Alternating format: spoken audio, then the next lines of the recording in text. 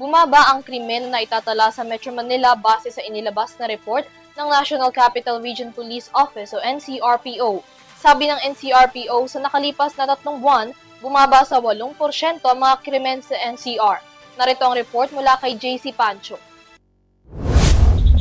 Bumaba ang kaso ng kriminalidad sa Metro Manila ayon sa ulat ng National Capital Region Police Office o NCRPO. Mula June 2 hanggang August 10, mahigit 8% ang ibinaba sa mga naitatalang focus crimes sa parehong panahon noong 2024.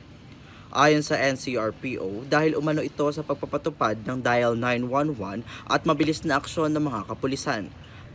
Ayon sa datos ng NCRPO, mula sa 1,272 kaso ng focus crimes na naitala noong Hunyo hanggang Agosto 2024, bumaba ito sa 1,170 kaso ngayong taon. Sa kabila ng pagbaba ng bilang ng krimen, tumataas ang kakayahan ng NCRPO sa paglutas ng mga kaso. Umangat ng 4.21% ang Crime Solution Efficiency o CSE mula 71.86% tungo 76.7% na nangangahulugang mas marami at mabilis ang mga nalutas na kaso. Samantala bumaba ng 2.76% ang Crime Clearance Efficiency o CCE mula 99.76% patungong 97.1%. Nananatili itong nasa mataas na antas at nagpapakita ng patuloy na aksyon ng kapulisan.